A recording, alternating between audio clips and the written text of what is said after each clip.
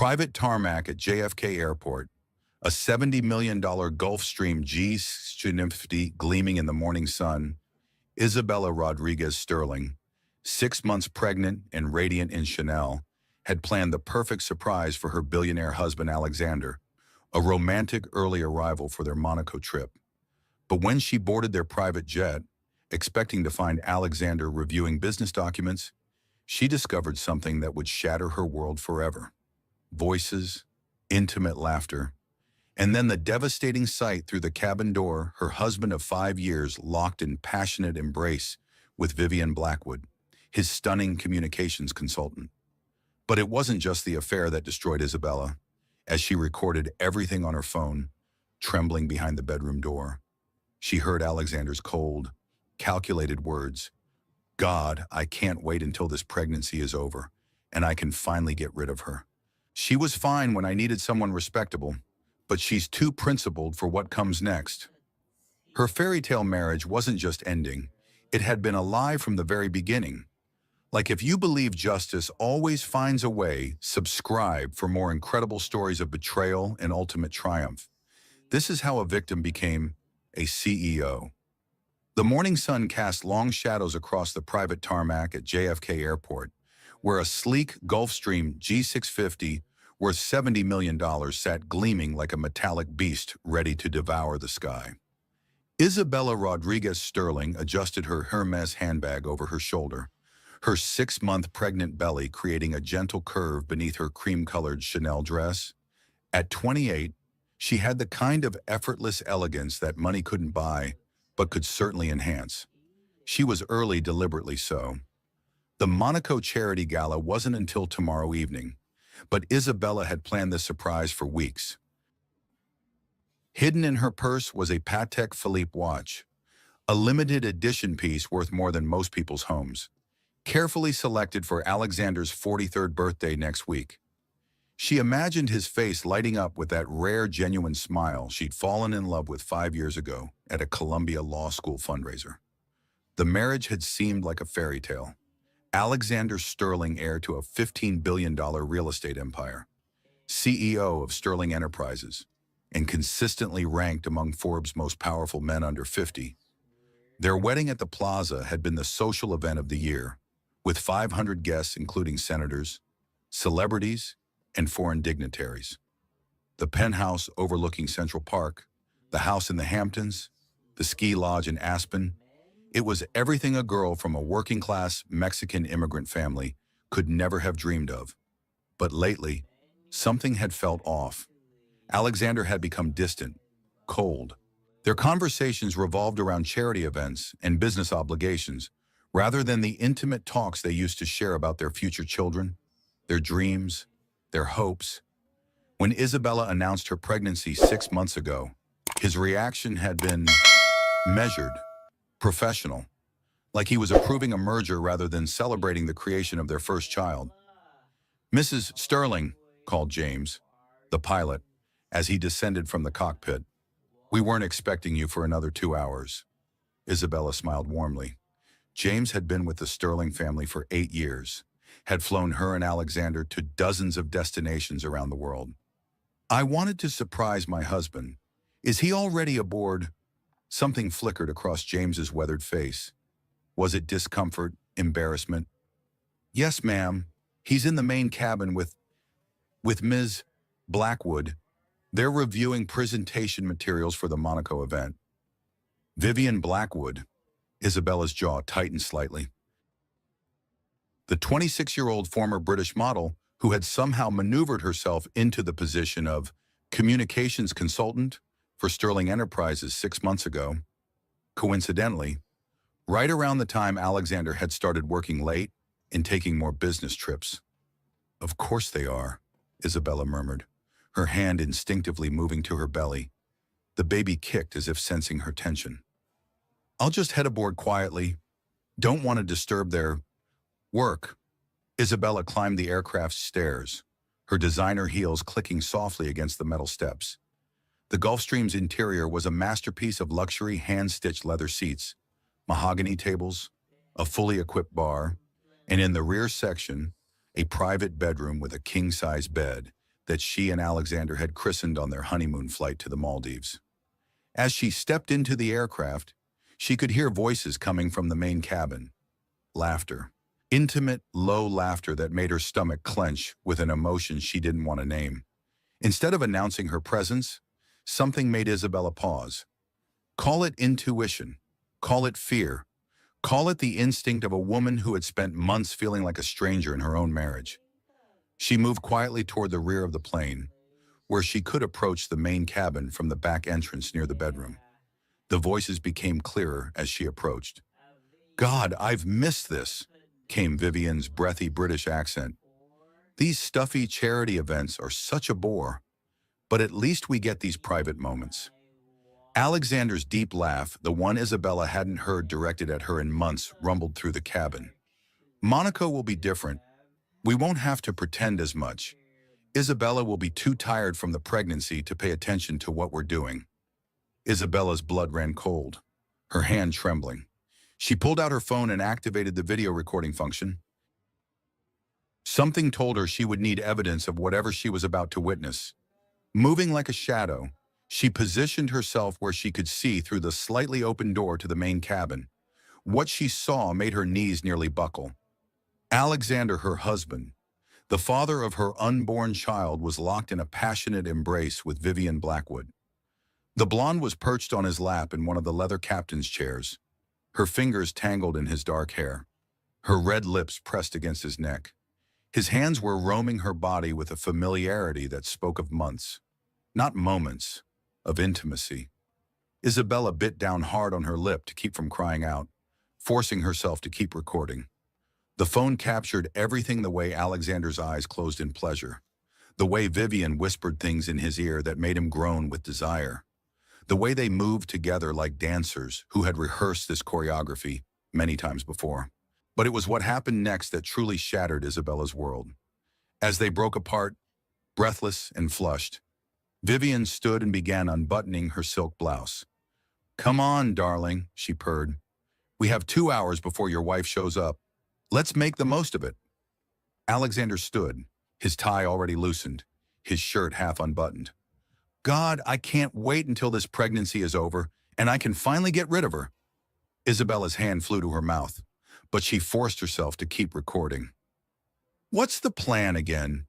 Vivian asked as she let her blouse fall to the floor, revealing black lace lingerie that Isabella recognized she had seen the charge on their joint credit card statement last month. "I'm getting tired of this secrecy." Alexander moved toward the bedroom, pulling Vivian with him. Isabella followed at a distance, her heart hammering so loud she was sure they would hear it. "Simple," Alexander said as they entered the bedroom, the same bedroom where Isabella had shared what she thought were loving moments with her husband. "She gives birth. I wait a decent interval. Then I file for divorce. The prenup limits her to $50 million, which is pocket change compared to what I'm worth now. She'll take it and disappear, grateful to get anything." Vivian laughed, a sound like breaking crystal. "And then what, you make me the new Mrs. Sterling. Among other things." Alexander's voice took on a calculating tone that Isabella had never heard before. "You'll be the perfect wife for where I want to take Sterling Enterprises. Young, beautiful, connected to European money. Isabella was fine when I needed someone respectable for the social pages, but she's too principled for what comes next. What about the baby? What about it? I need an heir. The kid will have nannies, boarding schools. I'll see him on holidays and special occasions. That's how my father raised me, and I turned out fine." Isabella felt bile rise in her throat. She was watching her husband, the man she had loved, trusted, planned a future with, discuss their unborn child like a business asset and her like a broodmare who had outlived her usefulness. But she kept recording. Some instinct, perhaps the lawyer she had once been before she gave up her career to be Alexander's wife, told her this evidence would be crucial.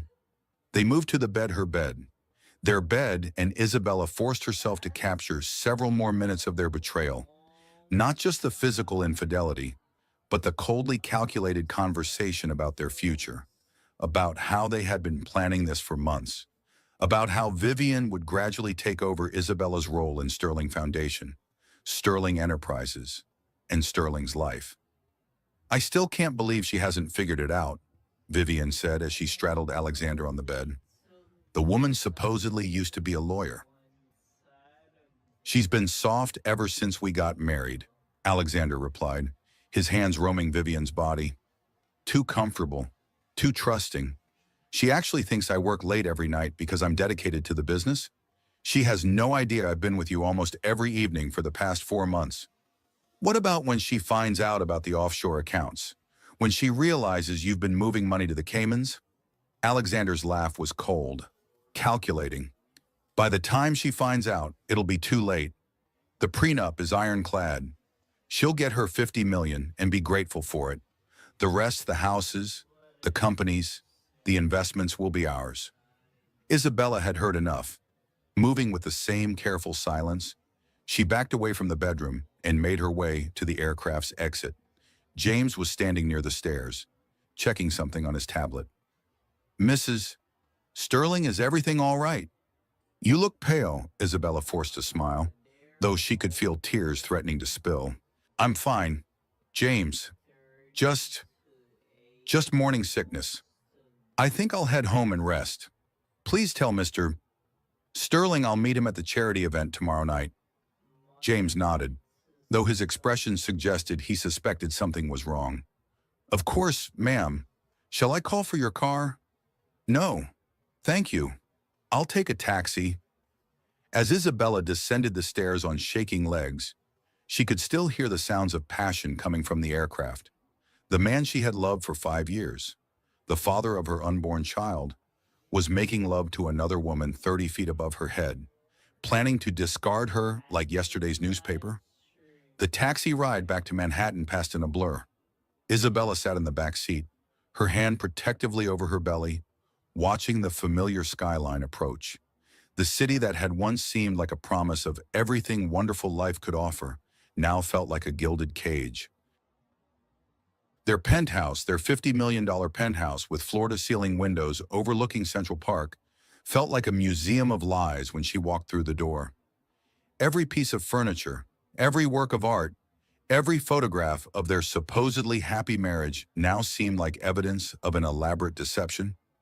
Isabella walked to the master bedroom and sat heavily on the bed, the same bed where Alexander had held her when she told him about the pregnancy, where he had kissed her belly and whispered promises about their future as a family. How much of it had been an act? How long had he been planning to replace her with Vivian? She looked at her phone, at the devastating video she had recorded. 23 minutes of evidence that would change everything. 23 minutes that proved her husband didn't just not love her, he actively despised her, saw her as an obstacle to be removed once she had served her biological purpose. The baby kicked hard, as if sensing her distress. Isabella placed both hands on her belly and whispered, "I'm sorry, little one. I'm so sorry you're being born into this mess. But I promise you, something your father will never treat you the way he's treating me. I won't let him." Her phone buzzed with a text from Alexander. "Slight delay with Monaco planning. We'll be home late. Don't wait up. Love you. Love you." The words that had once made her heart flutter now felt like acid on her soul. Isabella stared at the message for a long moment, then typed back, "Of course, darling. Take all the time you need. I'll be here waiting." But as she sent the message, Isabella's expression hardened with a resolve that would have surprised anyone who knew her as the soft-spoken, accommodating Mrs. Sterling. She wasn't going to wait. She wasn't going to be discarded like a used tissue. And she certainly wasn't going to let Alexander Sterling destroy their child's future for the sake of his shallow, calculating mistress. The game was about to change, and Isabella was about to show her husband exactly how much he had underestimated the woman he married. The war was just beginning. Isabella spent the rest of that devastating afternoon in what she would later call her awakening. The woman who had walked onto that private jet was gone, replaced by someone harder, smarter, and infinitely more dangerous. The lawyer she had been before marriage, the woman who had graduated summa cum laude from Columbia and had been courted by every top firm in Manhattan, was rising from the ashes of the naive wife she had become. By evening, she had made 3 crucial phone calls. The first was to Marcus Chen, her closest friend from law school and now CEO of Chen Media Group, Sterling Enterprises' biggest competitor in the media acquisition space. Marcus had been the one person who had questioned her decision to give up law for marriage, the one who had warned her that men like Alexander Sterling didn't marry for love, they married for strategy. Isabella, Marcus's concerned voice came through the phone at 11 p.m. "What's wrong? You sound broken," Isabella supplied, standing at the floor-to-ceiling windows of her penthouse, looking out at the city lights that suddenly seemed cold and distant. "That's because I am Marcus. I need help. Tell me." So she did. She told him about the video, about the conversation, about the months of lies and the calculated cruelty of Alexander's plan. When she finished, there was a long silence on the other end of the line. "Jesus, Isabella, I'm coming over." "No, Alexander will be home soon, and I can't let him suspect anything yet. But Marcus, I need to know if you still have connections at Morrison and Associates, specifically Elena Vasquez." Marcus let out a low whistle. Elena Vasquez was legendary in Manhattan legal circles, the divorce attorney who had taken down 3 billionaires in a Fortune 500 CEO in cases that had redefined how marital assets were divided in New York. She was expensive, ruthless, and had never lost a case involving infidelity and hidden assets. "Isabella, Elena doesn't just take cases, she takes wars. Are you sure you're ready for what this means?" Isabella's hand moved to her belly, where her son she had learned the gender just last week was growing. "My child deserves better than to be raised by a man who sees him as nothing more than an heir to manipulate."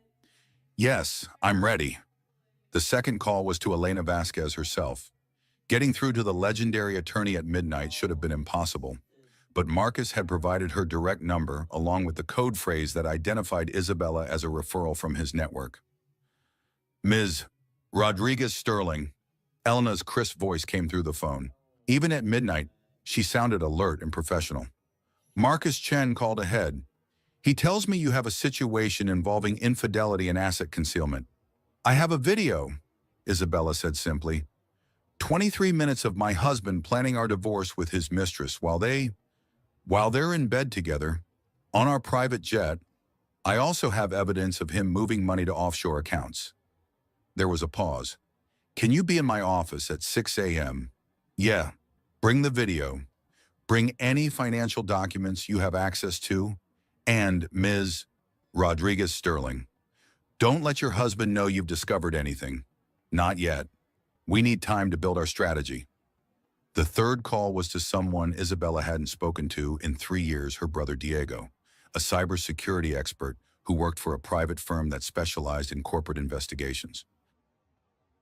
Diego had never liked Alexander, had always said there was something cold about him that reminded him of the old money families who had discriminated against their immigrant parents. "Isa, do you know what time it is? I need a favor. Diego, a big one. And I need you to not ask questions until I can explain everything in person." Her brother's voice immediately became serious. "What do you need access to Alexander's personal files, email, text messages, financial records, everything.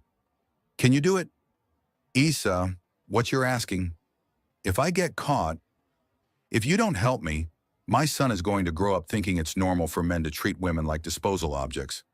Please, Diego, I've never asked you for anything." 20 minutes later, Diego was at her door with a laptop and equipment that Isabella pretended not to recognize as highly illegal surveillance gear. By dawn, Isabella had more than just the video from the jet. She had 6 months of text messages between Alexander and Vivian, email exchanges about their future plans, and financial records showing that Alexander had moved over $200 million to accounts in the Cayman Islands, Switzerland, and Luxembourg. He had been preparing for their divorce long before she discovered the affair. But perhaps most damning of all, Diego had uncovered communications between Vivian and a contact in Shanghai, a business rival of Sterling Enterprises who had been paying her for insider information about company strategies and pending deals. Alexander's affair wasn't just a betrayal of his marriage. It was corporate espionage that could land them both in federal prison at 6 a.m. sharp. Isabella sat across from Elena Vasquez in the attorney's corner office overlooking Manhattan. Elena was exactly what Isabella had expected: sharp, elegant, and radiating the kind of controlled power that came from destroying powerful men's carefully constructed lies. "This is extraordinary," Elena said after reviewing the evidence. "In 20 years of practice, I've never seen a case where the defendant documented his own infidelity and criminal activity so thoroughly." "What can we get?" Isabella asked, her hands folded carefully over her belly. "With this evidence, everything. The prenuptial agreement becomes void due to fraud. He materially misrepresented his intentions and assets when you signed it. The affair documentation gives us grounds for significant punitive damages. The offshore accounts constitute asset concealment and fraud. And this insider trading scheme?" Elena smiled, and Isabella understood why she had never lost a case. "Ms. Rodriguez Sterling, we're not just going to win. We're going to make legal history." "I want more than money," Isabella said quietly. "I want him to understand what it feels like to lose everything, to be humiliated, to realize that the people he thought he could manipulate are actually smarter than he is." Elena leaned back in her chair. "Tell me what you have in mind." Isabella outlined her plan. It was audacious, unprecedented, and would either make her the most celebrated victim of infidelity in modern history or destroy what remained of her reputation forever. "You want to announce your divorce on live television," Elena clarified, "during primetime morning TV. I want the world to see what Alexander Sterling really is. I want every business partner, every board member, every investor to know that the man they trust with billions of dollars betrays the people closest to him without a second thought." Elena was quiet for a long moment. "It's risky. If this backfires, it won't backfire, because we're not just going to tell them, we're going to show them." That afternoon, while Alexander was in his office conducting what he believed was routine business, Isabella was across town at Chen Media Group's headquarters, working with Marcus and his production team to plan what would become known as the most shocking live television moment of the decade. "Are you absolutely sure about this?" Marcus asked as they sat in his corner office, reviewing the timeline for the broadcast. "Once this airs, there's no going back. Alexander will fight dirty." Isabella thought about the conversation she had overheard on the jet, about Alexander's casual dismissal of their child as just an heir to be managed, about his cold calculation in planning to discard her once she had served her biological purpose. "Let him fight," she said. "I've got better weapons." That evening, Alexander came home with flowers, a gesture that once would have touched Isabella's heart, but now seemed like a mockery. He was in an unusually good mood, probably because he thought his plan was proceeding perfectly. "How are you feeling, darling?" he asked, kissing her cheek as she sat reading in the living room. "You seemed tired yesterday."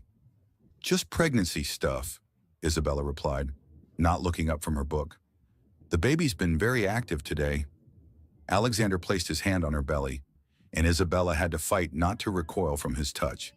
"He's going to be strong," Alexander said. "A fighter, like his father." "Yes," Isabella agreed, thinking of the storm she was about to unleash. "I think he's definitely going to be a fighter. I have some good news," Alexander continued, settling into the chair across from her. "The Monaco deal went through. Sterling Enterprises just acquired 3 more properties in Europe. This could be the expansion that takes us truly global." Isabella smiled. "That's wonderful, darling. I'm so proud of you." For Alexander noticed that her smile didn't reach her eyes. He didn't mention it. He was too busy basking in his own success, too confident in his ability to manipulate everyone around him, to notice that his wife was studying him like a chess player contemplating checkmate. "There's something else," Alexander said, and for a moment Isabella's heart stopped. Had he somehow discovered what she had learned? "I think we should go public with the pregnancy announcement. Do some interviews. Maybe a photo spread in Vanity Fair. Show the world what a perfect family we're going to be. The irony was almost too much to bear. I think that's a wonderful idea, Isabella said. In fact, I've already arranged for us to make an announcement. Tomorrow morning on Morning Manhattan, 8 a.m. Alexander looked surprised but pleased. Really, you arranged that without telling me? I wanted it to be a surprise. I thought it would be nice for us to share our good news with the world together. Alexander beamed, clearly imagining the positive press coverage, the way this would enhance his public image as a devoted family man. That's perfect. Isabella. Absolutely perfect. If only he knew just how perfect it was going to be. That night, as Alexander slept beside her, Isabella lay awake staring at the ceiling. In less than 12 hours, she would walk onto live television and detonate a bomb that would reshape not just her life, but the entire landscape of how powerful men thought they could treat the women in their lives. Her phone buzzed with a text from Elena. Everything's in place. Legal papers will be filed the moment you go on air. Are you ready? Isabella typed back. I've never been more ready for anything in my life. The last text came from Marcus. Production team is standing by. The world is about to meet the real Isabella Sterling. Subash Hornadamon. As dawn approached, Isabella rose quietly and prepared for war. She chose her outfit carefully, a black Armani suit that emphasized her strength while still showing her pregnancy. Paired with the pearl necklace Alexander had given her for their first anniversary, she wanted to look like exactly what she was, a woman who had been underestimated for far too long. In the mirror, she barely recognized herself. Gone was the soft, accommodating wife. In her place stood someone harder, more focused, more determined than she had ever been in her life. Today, she whispered to her reflection, Alexander Sterling learns what happens when you betray a woman who has nothing left to lose. The revolution was about to begin. At 7:45 a.m. on what would later be called Black Monday for Sterling Enterprises, Isabella sat in the green room at Chen Media Group's Manhattan studio. Her hands folded calmly over her belly, while makeup artists applied the finishing touches to her appearance. She looked radiant. Pregnancy had given her skin a healthy glow, and the black Armani suit projected exactly the image she wanted: powerful, composed, and utterly unafraid. Her phone had been buzzing with texts from Alexander for the past hour. Can't wait to see you on TV this morning. Darling, you're going to be wonderful. Just left the office. Traffic is terrible, but I'll be there in time. Break a leg, beautiful. Our son is lucky to have such an amazing mother. Each message felt like a dagger, but Isabella's expression remained serene. Alexander had no idea that by the time he arrived at the studio, his entire world would be in ruins. Sarah Williams, the host of Morning Manhattan, entered the green room with her signature warm smile. At 55, Sarah was a veteran of morning television who had interviewed everyone from presidents to pop stars, but she looked unusually tense this morning. Isabella, are you absolutely certain about this? Sarah asked, settling into the chair beside her. Once we're live, there's no taking any of this back. The video you've shared with our legal team, it's going to destroy everything. Isabella met Sarah's concerned gaze with steady eyes. Sarah, 6 months ago, I gave up my legal career to support my husband's ambitions. I believed in our marriage, our future, our family. Last week, I discovered that he's been planning to divorce me since the day I got pregnant, that he sees our son as nothing more than an heir to manipulate, and that he's been stealing money from his own company to fund a new life with his mistress. She paused, her hand moving protectively to her belly. My son deserves to grow up in a world where powerful men can't simply discard the women who love them when they become inconvenient. If that means I have to be the woman who changes that world, then so be it. Sarah nodded slowly. Our legal team has verified everything: the video, the financial records, the communications between your husband and Miss Blackwood. This is going to be the biggest story of the year. Good, Isabella said simply. It should be. At exactly 8:00 a.m., Isabella walked onto the set of Morning Manhattan. The studio was packed with cameras, producers, and staff who had all signed extensive non-disclosure agreements. Even so, word had leaked that something unprecedented was about to happen, and the show's viewership had spiked to nearly 15 million people, triple the normal audience. Sarah welcomed her with professional warmth, and for the first few minutes, the interview proceeded normally. They discussed Isabella's pregnancy, her charity work with Sterling Foundation, and her husband's recent business successes. To viewers, it looked like a typical puff piece about Manhattan's power couples. Then Sarah shifted in her chair. Isabella, you mentioned wanting to share some important news about your family this morning. What would you like to tell our audience? Isabella took a breath, looked directly into the camera, and smiled with the confidence of a woman who had nothing left to lose. Sarah, I want to tell the truth about my marriage, about the man the world knows as Alexander Sterling, and about what really happens when powerful men think they're above consequences. Across Manhattan, in the Sterling Enterprises boardroom where Alexander was conducting an emergency meeting about a potential acquisition, someone's assistant burst through the doors. "Sir," the young man stammered, "you need to see this. Your wife is on television, and she's—" Alexander looked up irritably from the conference table, surrounded by board members and potential investors. "She's what talking about the pregnancy I already know about. Sir, she's talking about Vivian Blackwood." The room went silent. Alexander's face drained of color as someone turned on the wall-mounted television just in time to hear Isabella's voice, clear and unwavering. 10 days ago, I discovered my husband in bed with his mistress, Vivian Blackwood, on our private jet. But that wasn't the worst part. The worst part was listening to them plan my disposal once I gave birth to his heir. 15 million people watched as Isabella's composed facade cracked slightly, revealing the genuine pain beneath. I recorded their conversation because I knew no one would believe that Alexander Sterling, pillar of the community, devoted husband, could be so calculatingly cruel. Sarah leaned forward.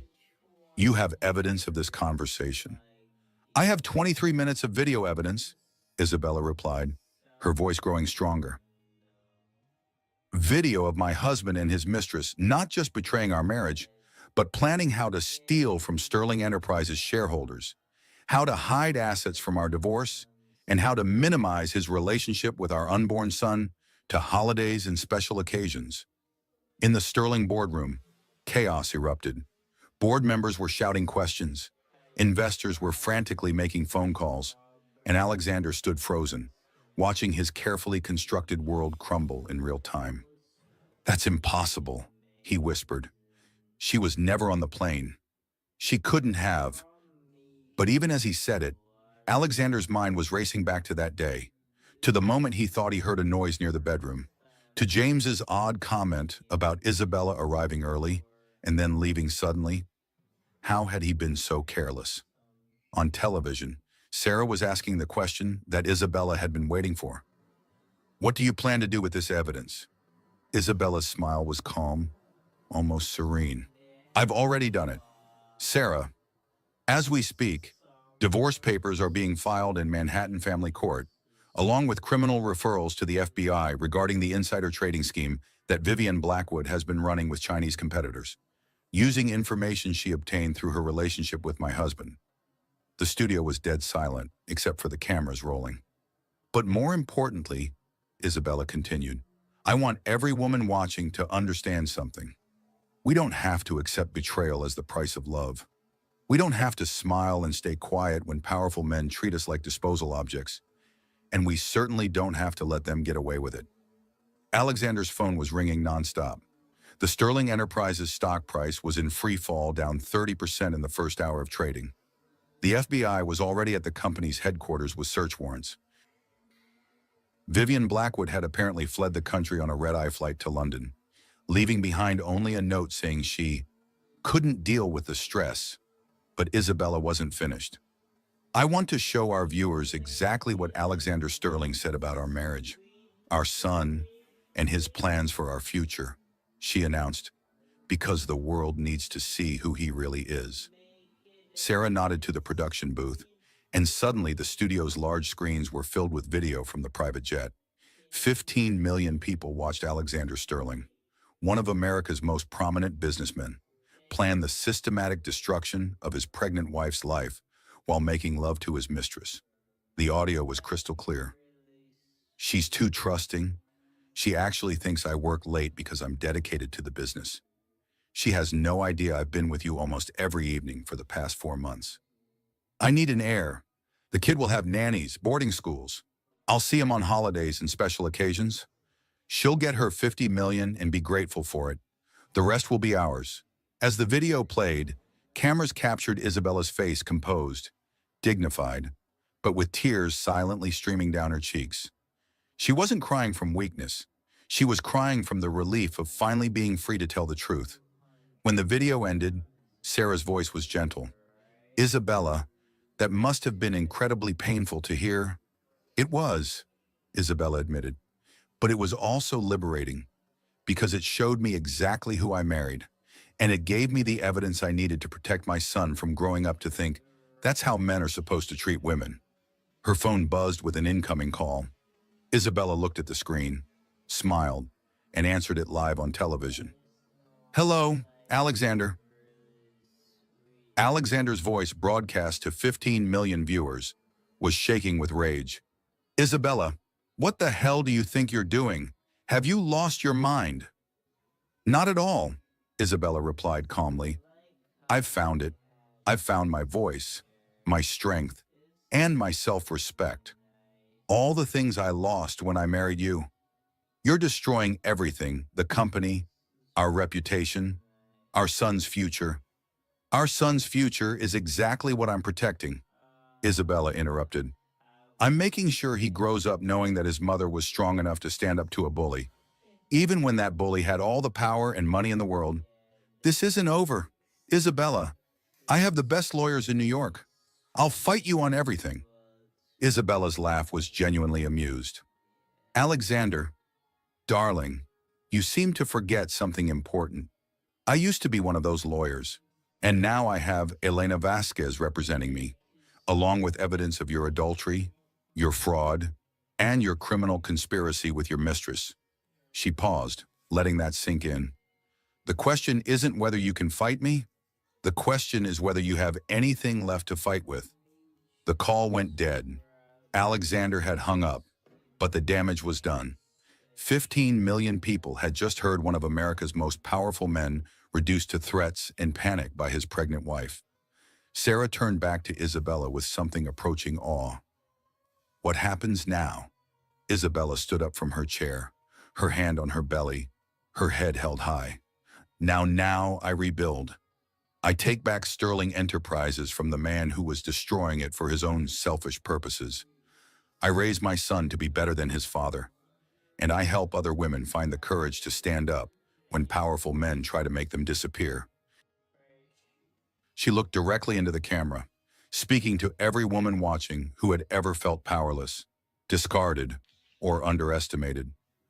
To every woman out there who's been told she's too emotional, too difficult, too demanding for expecting basic respect, you're not. You're strong, you're valuable, and you deserve better than men who see you as obstacles to their happiness rather than partners in building something beautiful.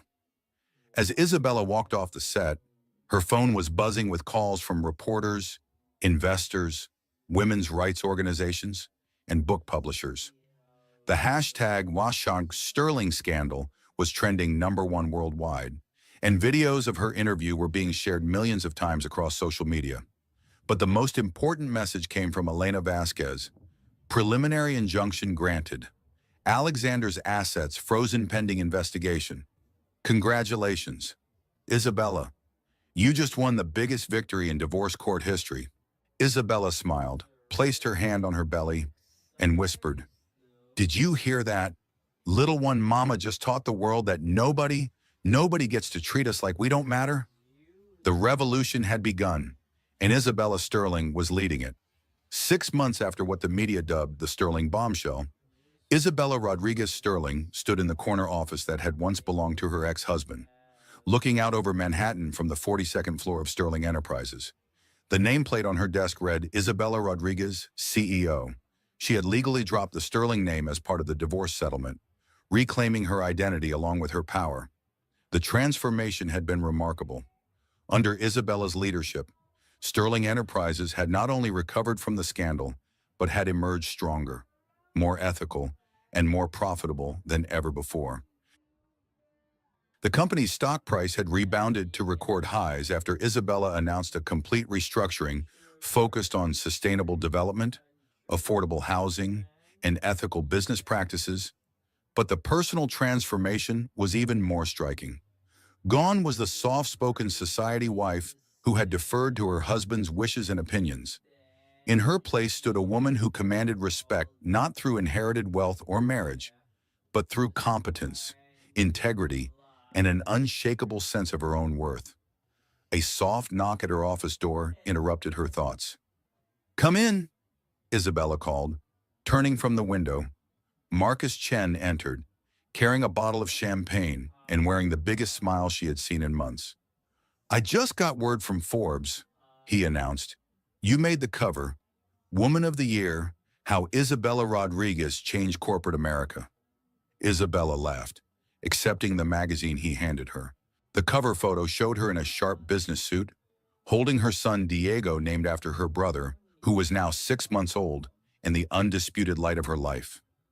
The headline read, "From Victim to Victor, the Isabella Rodriguez Revolution." "I still can't believe how much has changed," Isabella said, settling into her chair as Marcus poured champagne into 2 glasses. "A year ago, I was planning charity galas and trying to be the perfect corporate wife. Now I'm running a Fortune 500 company and raising a son who will grow up knowing that his mother never backed down from a fight." Marcus raised his glass. "To the woman who proved that the best revenge is massive success." They clinked glasses, and Isabella took a small sip. She was still breastfeeding and being cautious about alcohol. Through the windows of her office, she could see the construction cranes working on Sterling Enterprises' newest project, a complex of affordable housing units in the Bronx that would provide homes for over 1,000 families. It was exactly the kind of project Alexander would have dismissed as not profitable enough. "How's the little man?" Marcus asked, settling into the chair across from her desk. Isabella's entire face lit up at the mention of her son. "He's perfect, growing so fast I can barely keep up. And Marcus, he's such a happy baby. Even with everything that happened during the pregnancy, even with all the stress and chaos, he's just joyful." The custody battle had been swift and decisive. With the evidence of Alexander's affairs, criminal activities, and his recorded statements about viewing their son as merely an heir to manage, Isabella had won full custody with Alexander, granted only supervised visitation rights 2 hours per week. He had exercised those rights exactly 3 times in 6 months before stopping altogether. "Any word from the ex?" Marcus asked carefully. He knew the subject was still painful for Isabella, not because she missed Alexander, but because she grieved for the man she had thought she married, the man who had never really existed. "His lawyers called last week," Isabella replied, her tone neutral. "Apparently he's living in a penthouse in Miami now, trying to start some kind of cryptocurrency venture. The SEC investigation cost him about $3 billion in fines and frozen assets. Plus, he had to pay me the largest divorce settlement in New York history." The final settlement had awarded Isabella 70% of the marital assets, approximately $4.5 billion, plus the company, their homes, and $200 million in punitive damages for emotional distress. Alexander had been left with roughly $2 billion, still wealthy by any standard, but a shadow of his former empire. "And Vivian," Isabella's smile was sharp, "extradited from London last month to face federal charges for insider trading and corporate espionage. Turns out when you sell corporate secrets to foreign competitors, the FBI takes it very personally. She's looking at 15 to 20 years in federal prison." The justice of it all still amazed Isabella.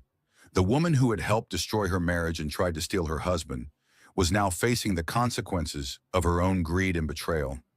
A soft chime from Isabella's computer indicated an incoming video call. She smiled when she saw the caller ID Diego Rodriguez, MIT. Excuse me for a moment, Isabella told Marcus, then answered the call. Her brother's face appeared on the screen, beaming with pride. Hey, big sister, I just saw the Forbes cover online. Mom's going to frame like 10 copies. Isabella laughed. Their mother had become something of a local celebrity in their old neighborhood, proudly telling everyone about her daughter who had shown those rich men they can't push around Rodriguez women. How's the doctoral program going? Isabella asked. Great, but that's not why I'm calling. I wanted to give you a heads up. I just got a very interesting job offer. The FBI wants me to head up their new cybercrime division. Apparently, my work on your case caught their attention. Isabella raised an eyebrow. You mean the highly illegal hacking you did to get evidence against Alexander?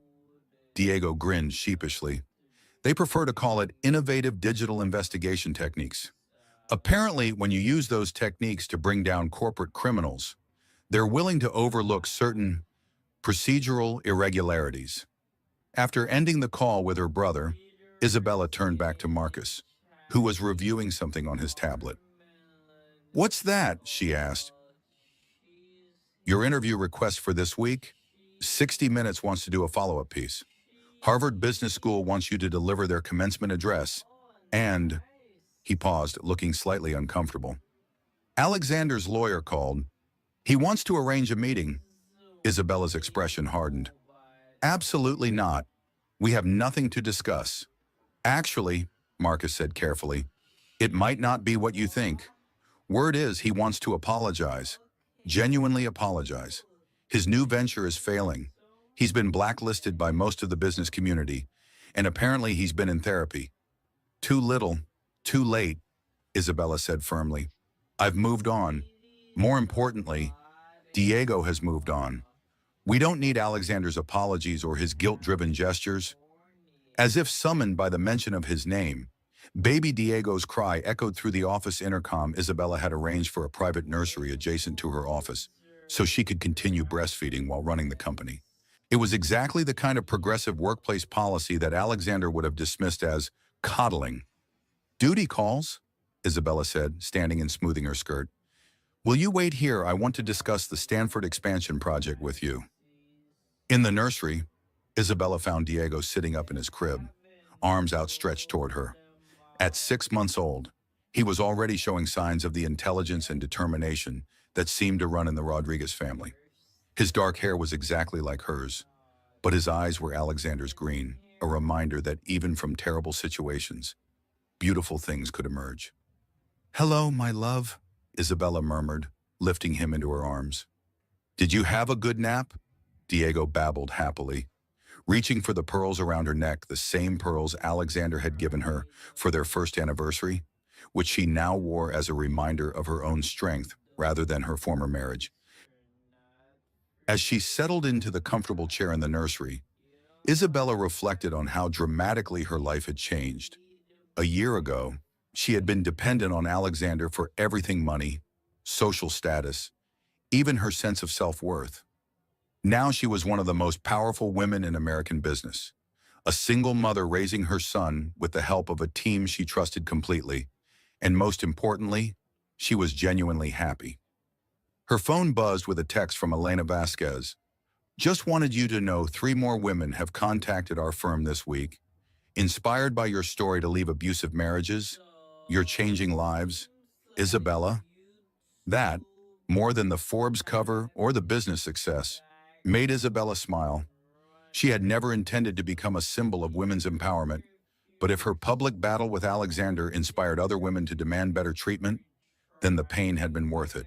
After feeding Diego and settling him back in his crib for another nap, Isabella returned to her office where Marcus was still waiting, now joined by her assistant with a stack of messages. More interview requests, her assistant explained. Also, there's a woman here to see you. She doesn't have an appointment, but she says it's about a personal matter. Her name is Jennifer Morrison, and she seems upset. Isabella frowned. The name wasn't familiar, but something about it nagged at her. Send her in. A few minutes later, a woman in her early 30s entered the office. She was well-dressed but clearly distressed, with the kind of nervous energy that Isabella recognized from her own darkest days during the marriage. "Ms. Rodriguez," the woman began hesitantly, "I'm sorry to bother you without an appointment, but I need help. My husband he's like your ex-husband was, powerful, controlling, and I just found out he's been cheating with his secretary for 2 years." Isabella gestured for the woman to sit, her expression immediately softening. "Tell me everything." As Jennifer Morrison told her story, a tale eerily similar to Isabella's own experience with betrayal, manipulation, and a husband who saw his wife as a possession rather than a person, Isabella made a decision that would shape the next chapter of her life. "Jennifer," Isabella said when the woman finished speaking, "you're not alone, and you're not powerless. I want to help you, and I want to help other women in similar situations." She turned to Marcus. "Remember how we talked about expanding Sterling Enterprises into new areas? I think I know what our next venture should be." 6 months later, the Sterling Foundation for Women opened its doors in a gleaming new building in Manhattan. The foundation provided legal services, financial support, and counseling for women leaving abusive or manipulative relationships. It was funded entirely by Isabella's divorce settlement and operated by a team of the best lawyers, therapists, and advocates in the country. On the day of the foundation's grand opening, Isabella stood at the podium addressing a crowd of supporters, media, and women who had been helped by the foundation's early work. Baby Diego sat in a front row seat, held by Isabella's mother, who had flown in from California for the occasion. "When my marriage ended," Isabella told the audience, "I thought my life was ending too. I thought I had lost everything that mattered. What I discovered instead was that I had finally found myself. I had found my voice, my strength, and my purpose." She paused, looking out at the faces of women who had traveled from across the country to be there. "Today, we're not just opening a foundation. We're opening doors for women who have been told they don't matter, that they should be grateful for scraps of respect, that they should stay quiet and accept less than they deserve. We're here to tell them and the world that those days are over." The applause was thunderous, but what moved Isabella most were the tears she saw in the eyes of women who understood exactly what she had gone through and how far she had come. As the crowd dispersed and the reception continued, Isabella stepped outside for a moment of quiet reflection. Marcus joined her on the building's rooftop terrace, where they could see the lights of Manhattan stretching out before them. "Any regrets?" he asked gently. Isabella thought about the question seriously. Did she regret marrying Alexander? Did she regret the pain and betrayal she had endured? Did she regret the public spectacle of her divorce? "No," she said finally. "Every terrible thing that happened led me to where I am now, led me to Diego, to this work, to the woman I've become. I wouldn't change any of it." Her phone buzzed with one final message of the day, from an unknown number. "Miss Rodriguez, my name is Sarah Chen, no relation to Marcus. I saw your interview today and wanted to thank you.